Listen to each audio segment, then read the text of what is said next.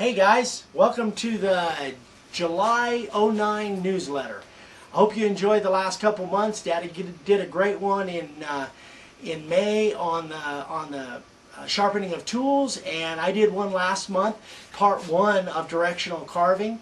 I hope you learned a little bit about how to pick out your boards, the different kinds of woods that we use sometimes, and the difference between a vertical and a flat grain will make a huge difference to you.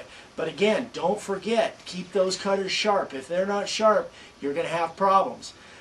So I hope you learned a lot on that. We're going to do on this month part 2 of directional carving, and I'm going to go into actually lay some boards out with letters on them and actually fire up the router and do some carving and show you how I carve some inset letters and some outset letters, and why I carve in certain directions, why I carve certain letters certain ways, and we'll kind of get into that, and I think you'll find it very informative, and I'm going to have a lot of fun doing it. So sit back and relax, enjoy, and we'll be back with you in just a minute. Okay guys, we're back. Now you might remember this board from last month. This is the one that has the flat grain, where the grain is running this way. This one's going to be much easier to carve. I'm going to go ahead and carve some letters on this, and you're going to see that this one carves a little bit easier than the actual vertical grain board. So I'm going to go ahead and set that up, and hopefully we can you can get in here with the router and you can see what I'm doing here and how easy this thing carves. So I'm going to fire up the router.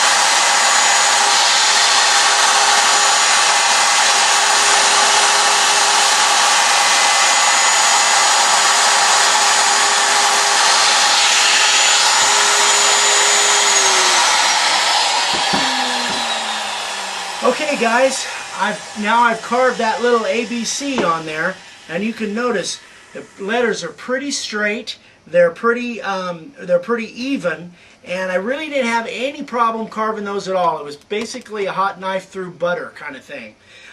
Now in contrast to that, I'm going to carve the next board, we're going to carve that vertical grain. So we'll go ahead and shut this off now, and I'll bring that vertical grain board in and you'll see what I mean.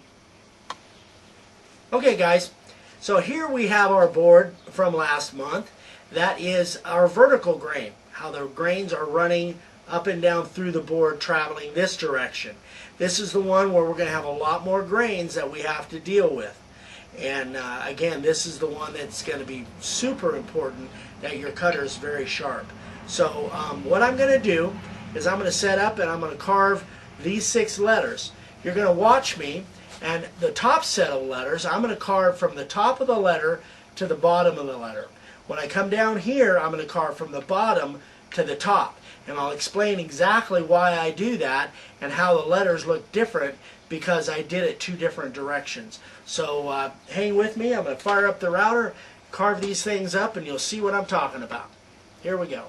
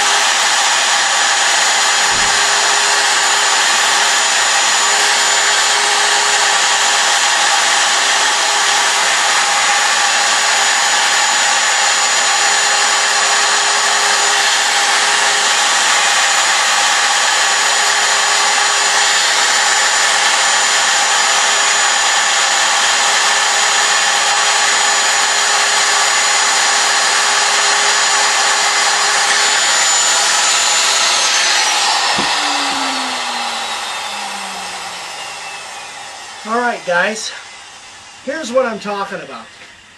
Now hopefully Dad can zoom in on this and you can see. If you really look closely at the difference between this A and this A, we're carving obviously in the same board, but the difference between the way this A looks and this A looks, to me, this one looks much better.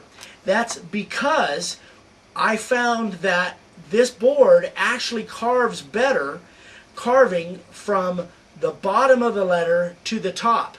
Now obviously if this board, the way we laid it out, just happened to be inverted, then it would be the other way. It would be from the top to the bottom. But in this particular instance, when we start carving, what I do, personally, when I'm carving a sign, what I do is by the time I get done with the first letter, I know whether I'm going to have be able to hold a better line by going from the top to the bottom or the bottom to the top. This is really, really important. I've never even heard of this type of information from another sign carver, and I've known sign carvers all my life.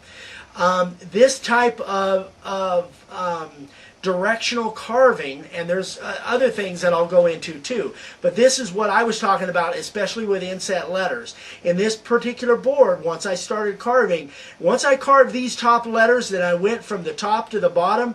I knew that going from the bottom to the top on these bottom letters here, I was going to be able to hold a better line. So this is what I'm talking about. I'm hoping that you can really see that. But you can see that when I went down these lines here, especially on these straight lines, it jumped a lot more on these because I went top to bottom. On these, I went bottom to top in the other direction, and I was able to hold a much better line. So I'm hoping that the camera really can show that. So that's what I'm talking about with directional carving, especially when it comes to inset letters. So now we're going to shut the camera off, and we're going to go into some aspects of carving outset letters. Hey guys, I'm back. Now, I have to apologize. I've got so much stuff on directional carving, I really thought I was going to be able to get it in 2 newsletters. But as it turns out, I still haven't even got to the outset letters. I've got so much more information. I swear I'm going to try and get it in this 3rd newsletter. So we're going to actually close it off now for July and spill over into August when it comes to more information on directional carving, when it comes to carving outset letters and that kind of thing. But I'm hoping that what we went over this time as far as vertical and flat grain carving, that was informational for you, because I think it'll help you in keeping a better line and making a better product. So we'll see you next month in August, and we'll carve a bunch more stuff, and I'll talk a lot more about directional carving.